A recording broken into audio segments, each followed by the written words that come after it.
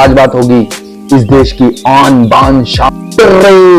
Tyre अपने अंदर लगा चुकी है और 4 आगे 3 पीछे फिर 3 पीछे फिर 3 पीछे लटका रखे। ये एक परमानेंट रोजगार एम्प्लॉयमेंट नहीं है। दब के ना जीना आपा मौत मंजूर, धमकी ना देना ना कर मजबूर, जीना खुले आम रोल किया जॉइंट। तो हेलो दोस्तों, welcome to my channel, salute to Instagram public. तो आज बात होगी इस देश की आन बान शान जिसे कहते हैं ई रिक्शा और उर्फ ई रिक्शा की लीला है। सड़क का बोझ जहां मन चाहा वहां रोक दिया।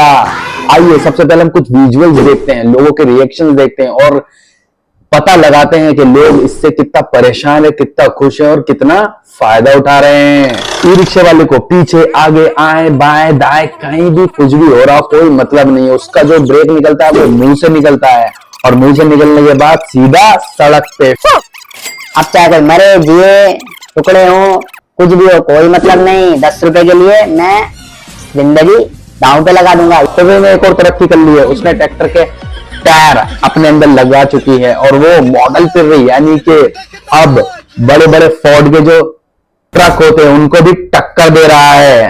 ओवरलोडिंग यानी चलती फिरती बकरियों की ट्रॉली। 5 सवारी की जगह लेकिन मैं 11 सवारी लेके जाऊंगा क्योंकि 11 के बनेंगे 110 रुपए। वाह, 4 आगे 3 पीछे फिर 3 पीछे फिर 3 पीछे लटका रखे हैं। टायर बोल रहे हैं अरे भाई हमसे नहीं हो पाएगा, लेकिन फिर भी चल रही है, थका फिर रही है। यानी कि कोरोना वायरस का तो एंटीट्यूड मिल चुका था लेकिन टेर्री का एंटीट्यूड अभी तक नहीं मिल पाया है। जब भी आप किसी भी सड़क पे देखेंगे, दिल्ली, नोएडा, एनसीआर, मध्य प्रदेश, ये सारी जगहों पर टेर्री ने अपना कोहराम मचा रखा है। आप हर जगह जाम ही पाएंगे। अगर गलती से कहीं आगे जाम लग गया तो टेर्री ऐसे हॉर्न ऐसा बजाते हैं कि बारात निकल रही है, टे टे चे चे पट पट पट पट। ऐसा लगता है कि इससे जल्दी में कोई है ही नहीं। ऑफिस के लिए मैं लेट हो रहा हूं लेकिन जल्दी इसको है। ओह, स्पीड की तो बात ही मत करो। कभी इतनी स्लो चलते हैं कि पैदल चलने वाला भी ओवरटेक ना कर पाए और कभी इतनी तेज चलते हैं कि फास्ट एंड फ्यूरियस अभी देख के आ रहा हो और सीधा हवाई जहाज में सवार हो और कुछ नहीं देखता आगे, बस घुसेड़ने से मतलब। इधर भी लोहा इधर भी लोहा, पटापट पटापट पटापट। और यूटर्न की तो बात ही मत करो। सड़क इनके बाप की जागीर हो चुकी है।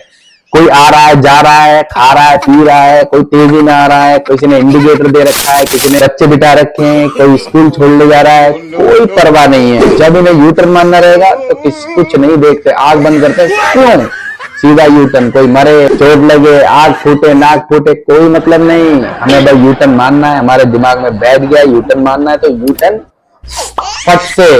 अब तो इसका एक वर्जन और आ चुका है, 6 इंच इधर से बाहर है, 6 इंच इधर से बाहर है। अब पूरी कार की जगह चाहिए।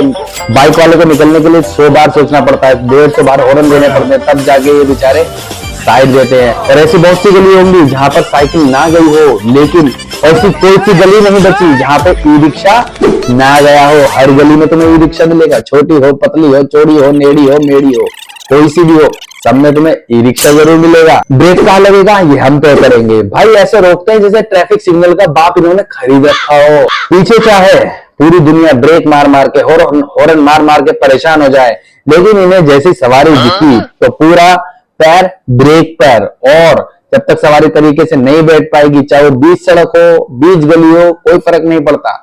पहले सवारी बिठाएंगे, उसके बाद देखेंगे पीछे कोई है नहीं है, या मुझे चलना है या नहीं चलना। ओवरलोडिंग, 5 सीट की गाड़ी लेकिन पूरा मोहल्ला लेके चलते हैं। भाई लोग, देखने वाली बात ये आती है जब इनकी बैटरी बीच सड़क पे खत्म होती है। ये टेर्री ऐसा हो जाता है कि 4 आदमी बुलाए जाते हैं, 4 आदमी इसको धक्का मारते हैं, तब जाके टेर्री लाइन पे आता है और चलता है। हवा में चलने का भ्रम, यानी जब बैटरी फुल होती है तो ड्राइवर भाई समझते हैं कि वो अब टेस्ला के एलन मस्क हैं और ये सड़क पर ई रिक्शा को ऐसे घुसेड़ते हैं जैसे बाकी लोग इनके बॉडीगार्ड बन के आए हों। सिटिंग अरेंजमेंट सब इनकी गोद में, कभी बच्चे का पैर दादी की पेट पे, कभी किसी आदमी का पैर किसी औरत के पैर पे, कभी बैग मुंह पे। और जब धचकी आती हैं, जब ब्रेकर्स आते हैं, तब इनका जो लोहा होता है वो कभी इधर लगता है कभी इधर लगता है। ई रिक्शे का पलटना, और जब गड्ढे आते हैं, एक पहिया गड्ढे में जाता है तो दूसरा पहिया उड़ जाता है। किस्मत वाले होते हैं जो बच जाते हैं, नहीं तो 100 में से 90% ई रिक्शे पलटते हैं। अब बात करते हैं इनको चलाता कौन है। इनको चलाने वाले वही लोग हैं 9 साल 10 साल, 12 साल, 15 साल, 18 साल के होते हैं। जब रात हो जाती है तो ये 2 पहियों पे ई रिक्शा चलाते हैं। फुटपाथ तो उनके बाप की हो चुकी है। जब पूरा रोड भर के चलता है तो ये एक अलग रास्ता बनाते हैं जो कि होती है फुटपाथ। सवारी के लिए मारपीट, 2 ई रिक्शा वाले ऐसे लड़ते हैं एक सवारी के लिए जैसे आईपीएल का मैच चल रहा हो, वो भी फाइनल। एक कहता है कि ये मेरा होगा, एक कहता है कि तेरे बाप का है क्या, ये मेरा है। तो जो हमारा टिर्री है यानी ई रिक्शा, उसकी सफलता को देखते हुए गवर्नमेंट ने एटीएम उसमें रख दिया। लौंडे का इतना बड़ा रुतबा हो चुका है कि गवर्नमेंट इसमें बैंक खोलने की भी तैयारी कर रही है। आप देखिए टिर्री पे कमरा बन चुका है, यानी कि अगर आपको कोई रूम चाहिए तो टिर्री आपको प्रोवाइड करेगी, यानी ई रिक्शा आपको प्रोवाइड करेगा, जिसमें स्विमिंग पूल होगा, खाने पीने का सामान होगा, बेड होगा, किचन होगा, हर चीज होगा। रूप बदलती है, रेलगाड़ी के रूप में आ जाती है, एक के पीछे के, एक के पीछे के, एक के पीछे एक, एक के पीछे एक, यही चलता है और तुम खड़े रहो लंबे जाम तक। तो भाई अब तक की वीडियो में आपने देखा जो भी सब चल रहा था मजाक के तौर पे चल रहा था। अब मैं आपको सीरियस चीजें बताता हूँ जो ई रिक्शा से होती है और क्या क्या हमारे नुकसान हो रहे हैं ई रिक्शा से। सबसे पहले सुरक्षा में जो कमी है वो सड़क पे सुरक्षा की कमी है, क्योंकि मैक्सिमम यानी कि 90% जो ड्राइवर हैं ई रिक्शा के वो लाइसेंस नहीं रखते। इवन कुछ ऐसे लोग होते हैं जिनकी एज जो है वो 18 साल से कम है, लेकिन फिर भी वो ई रिक्शा दौड़ाए चले जा रहे हैं। ओवरलोडिंग होती है, ट्रैफिक के नियमों को ना पालन करने की वजह से कोई भी दुर्घटना हो सकती है। धीमी रफ्तार यानी कि धीमी रफ्तार से ट्रैफिक जाम और पार्किंग की दिक्कतें बहुत बढ़ जाती हैं।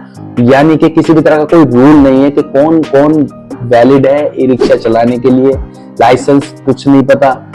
बैटरी फुल होनी चाहिए और कोई भी ई रिक्शा लेके निकल लेता है। बैटरी प्रदूषण यानी कि ई रिक्शा की जो बैटरी होती है उसमें से लेड ऑक्साइड निकलता है, जो कि जिसका खात्मा जल्दी से नहीं हो पाता और वो पानी और मिट्टी को प्रदूषित करता है। जब बैटरी निकाल दी जाती है और बैटरी का दोबारा इस्तेमाल किया जाता है किसी भी काम के लिए तो उसका इस्तेमाल सही से नहीं हो पाता, जिससे प्रदूषण बढ़ता है।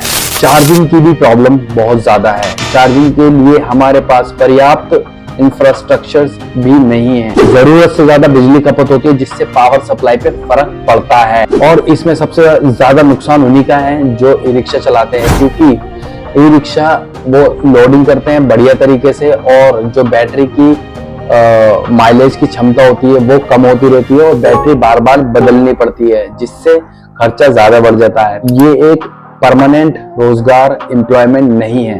कभी भी गवर्नमेंट का रूल आ जाएगा, बंद हो जाएंगे। बहुत से जो ई रिक्शा होते हैं वो बिना रजिस्ट्रेशन के चलते हैं, जिससे सरकार को टैक्स का नुकसान होता है और उनसे कोई क्राइम भी हो सकता है, यानी करवाया जा सकता है।